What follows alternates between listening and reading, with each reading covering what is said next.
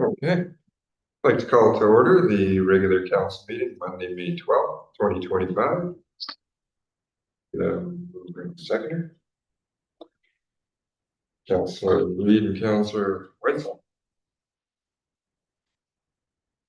In favor? Let me ask if there's any. Oh, any late items? No, fantastic.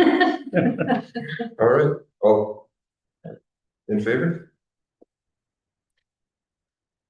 The first item is adoption of minutes, that the minutes from the regular council meeting held April 28th, 2025 be adopted. Need a mover and second. Councillor Whitesell and Councillor Reid. All in favor? And adoption from that the minutes from the committee of the whole meeting held April 28th, 2025 be adopted. Mover and a seconder. Councillor Marcel and Councillor Reid. All in favor?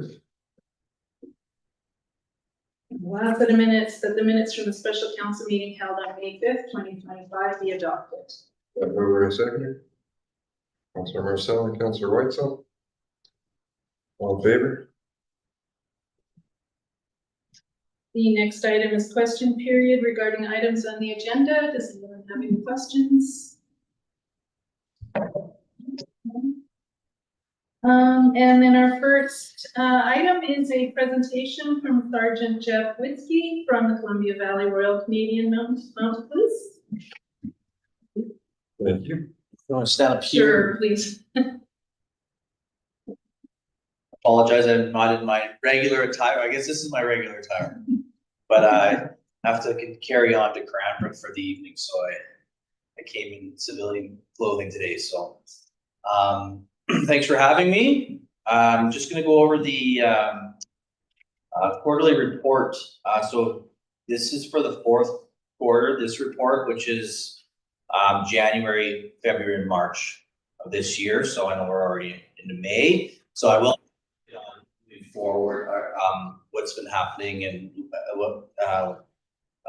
touch on our annual performance plan, which we like to have input obviously from the communities, and kind of what we did last year versus what we were thinking of doing this year, and obviously looking for input from all the communities. So we'll touch on, like I said, the file, our annual performance plan, and then kind of where we are right now currently.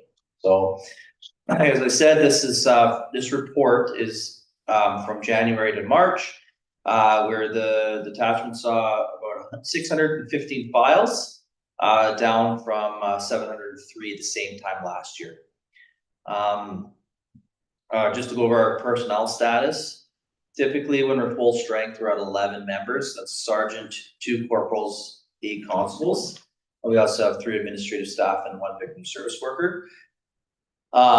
So during the fourth this quarter, and still currently we're operating around 70% capacity. So we have 2 constables, which I can actually say now is 1. So we've had 2 where 1 was on maternity and 1 had recovering from surgery.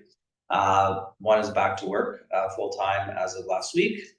And then we have a vacant corporal position, which was they announced the spot to Corporal Scott Holden from Jasper, and he was actually down last week and purchased a home, so we're going to see him before summer kicks off. So that'll bump us up 2 members for hopefully the summer months, and then our maternity member comes back December. So we're looking not bad. A lot of detachments across the country are always around that 70-80%. So some are our neighbors to the whatever you want to call it, the west, they're gold, and they're in dire straits for some reason for the last 2 years. So we're pretty good here.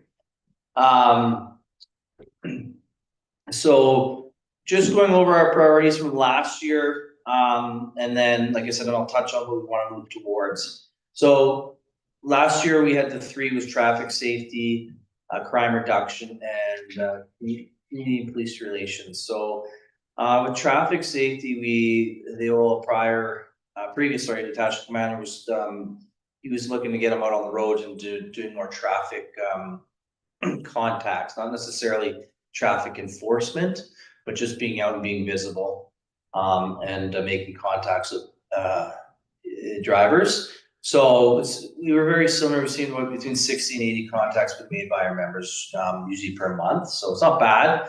And then moving to crime reduction. Here in the valley, when we talk about crime reduction, what we can do, we're kind of focused on crime prevention. We're never going to get rid of, property crime and things like that. And we're not ever going to get rid of property crime at all, ever. But that'd be nice, wishful thinking, but it's always there. What we typically see is we kind of have a good beat on our locals that like to commit the property crimes, but we always, every couple of months, we get the people coming in from Calgary, and then it's a rash of thefts, usually pulling on door handles, mailboxes getting broken into, that kind of stuff, and then they're gone. And then usually the credit card gets stolen and we can track it right back to Calgary. So it's like these kind of coming in the middle of the night, doing their thing and leaving. So it's, we're trying to do more of the prevention, like lock your vehicles. People are still leaving their keys in the vehicles, that kind of stuff. And just gotta do kind of the prevention with that. And then the other piece is fraud awareness. So we've seen a pretty big increase in the amount of frauds being reported to us. And what the trend that we're seeing is that they're getting very, very good and crafty with their frauds that they're coming up with, and they're targeting older people. So it's sad, and we're seeing like upwards of, we've seen like $30,000-$40,000 being, frauded and people being drained of their life savings. So we're trying to do our best to get the messaging out there. I give you one example, and this is kind of, it's unfortunate. We had a gentleman, older gentleman, thought that one of the biggest ones is actually romance scams. And so this gentleman, was lonely and thought that he had found love online, and this, his new girlfriend wanted to, just pay for my car to get repaired in Apple gift cards and Google gift cards. And okay, so he goes to the store. Good on the cashier to say like, this is a scam. I'm not comfortable selling you the cards.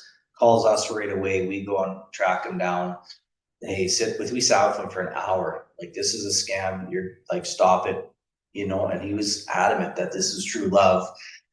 The very next day, he was back at the stores buying more gift cards. So we're trying to figure out the best way we can try to, deal with fraud awareness and get ahead of the game. But it's like I said, seems like 1 or 2, maybe 3 calls a week. We're getting calls reported fraud, and it's online for fraud. So trying to figure out what we can do with that. And then, and last, I'll try to rambling here, so I'll pick up the pace. The community police relations. I think we do a great job getting out in the public and in the community events, schools. I know, even for example, we went did a daycare visit I think 2 months ago, and we're coming back in next month for the school kind of graduation, I think, is being done. They all get together before going to high school. I know there's a name for it, but I can't think of it at the time. But we're coming. We always like to come down for that, and just being involved in whatever we can for the community, and being out there and being part of the community. So. And I didn't see the last one. There's employee wellness. So we just wanted to make sure that we're taking care of our members so that they continue turning up for work. And I think we do a pretty good job here as the senior members here at making sure our guys and girls get the time off they need, the courses they want, and make sure that they're enjoying their time here in the Valley. So just go over their calls for service. I noticed I forgot to put 2024 in there, so I apologize. But this January, February, March, you can see it was 6 calls here specifically for Canal Flats. In January, February was only 3, March was 10, for a total of 19. So it was trending down, and I apologize for not having 2024 in there, but I remember it was around the 20, I think it was 28 calls for service. It was trending down. And that equated for about 3% of the calls for service that we had. I can tell you same thing, we're still even in April and even May here, we haven't been getting too many calls for service down at the flats, which is a good thing. I think there's some people that maybe have moved away, that were generating most of those calls, and they've moved elsewhere. So I think that's kind of why it's driven our call line down, which is a good thing. And then just to go in, and this is where if you have any, if there's any suggestions or comments, our detachment priorities, like I said, are we call it the APP or annual performance plan. This year, we always want to keep, they're always kind of in this the same realm, like it's, you know, it's road safety, traffic enforcement, that kind of stuff. So we have enhanced public safety, crime reduction, community involvement is always going to be there, and member wellness is that's a huge one now, especially more and more we're learning about PTSD and all of that with first responder world. So for enhanced public safety, what we're really wanting to work on this year is our check stop program. So that's we're aiming to have at least at the very minimum one check stop a month. That's the minimum. My goal, especially throughout the summer, is one a weekend. And that's going to be done jointly with BC Highway Patrol. So we do have 2 BC Highway Patrol members that work out of our detachment, but they're not attached to us. They're attached to the Cranbrook BC Highway Patrol. So you'll occasionally, you might see 5 police cars coming this way. What happens is the BC Highway Patrol has 2 members in the valley here. I think 7 or 8 in Cranbrook, 2 in Elk Valley, and 2 in Creston. So there's what their job is they have assignments. So they'll come up to here in Columbia Valley for a Friday night, and then the next day they'll be in Elk Valley, Fernie area, Creston. So they're roving all over, and so that's sometimes you'll see a lot of enforcement or at least police cars on the road, and then you might see none for a week or so. They're going to be out actually for May long weekend. We're going to have a big presence. That's a kind of a kickoff to the start of everything for us. So we're going to have a very heavy presence. I think we have 6 BC Highway Patrol members working Friday and Saturday, along with, I think we have minimum 4 or 5 members working both Friday and Saturday and Sunday nights. So we're just kind of enhancing that visibility and check stop programs. Crime reduction. So for that is going to be offender management. We don't have too many people in the valley on curfews or conditions, but we've been lacking in making sure they're abiding by their conditions. So what we mean by that is some people will be on house arrest or curfew conditions. We're going to be kind of amping up our checks on them to make sure they're abiding by their all of the rules that they have to follow. And then we're going to continue with community involvement and visibility, and and promoting healthy work-life balance within our membership. So that's kind of where we're at for our goals for this year. And of course, we're always open for input, because the APP obviously is, we want to have input and ideas or whatever the communities are looking for. So if there is any, by all means, let us know. Other than that, I'm open. That's all I have, and I'll take any questions if you have any. You answered all I had, so. There. Just you're looking to do boat patrols to tie down the lake? That's a good question. We have a good boat, and we don't get out there quite enough. Either lakes. So we're hopeful. We have a reserve constable. He lives here. I mean, maybe you've seen him around. He's a retired member. He's come back as a reservist, and we're hoping that this summer we can get him on the boat, and for sure bring the boat down to the lake and get that used more often for sure. Yeah.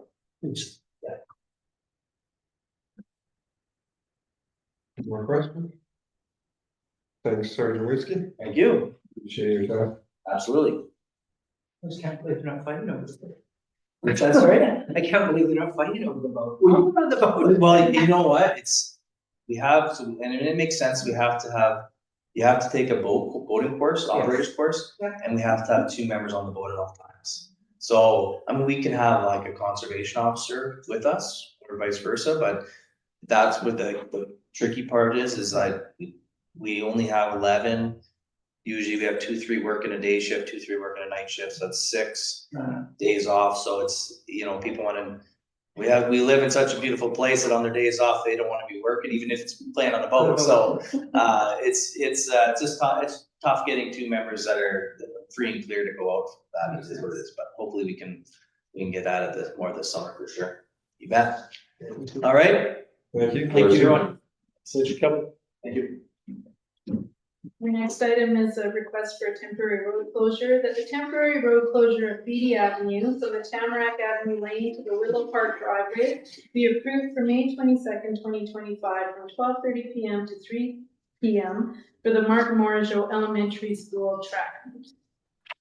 I'm gonna move in a second. Councilor Whitesell, Councilor Reed. Any question? Yeah. One thing that I forgot to mention is that Public Works would be the one who would be closing the road for them. Yeah. I guess I'm ready. Yeah, I read that.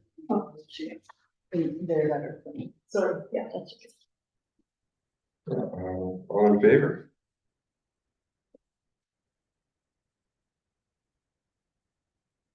Item is the ALC application that Council for the Village of Canal Flats supports the Columbia Valley Veterinary Clinic in their application to the Agricultural Land Commission for subdivision 9039 Thunder Hill Road, PID 012-564-095, parcel A, C26944I, District Lot 110, Kootenai Land District.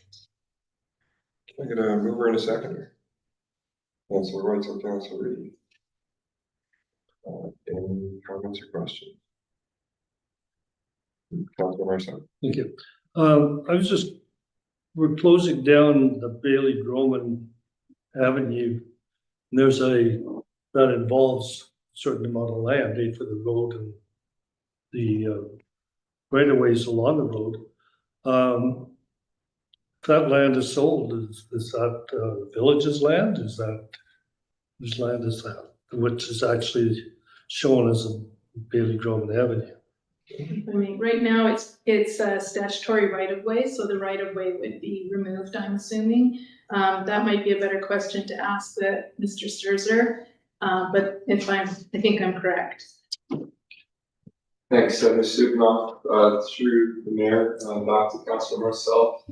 I believe that to be the case as well. And if there was any changes on that, if for some reason it was found out to be a village asset in that space, then there's that process that would go out to the public to be able to be, sold. But I think that Ms. Suknoff is correct on the interpretation. Sorry, so what you're saying is what? It's right now it's a statutory right of way on private land. It's not an actual road yet. Okay, that's So the right of way. potential, we would still have to enter into an agreement to obtain that land. We don't. Okay. So it's not owned by the village? No. Thank you. Thanks, Rob. Any questions? No question, I just think that, it'd be nice to actually see something happen with that property. Nothing there forever. Agreed. All in favor?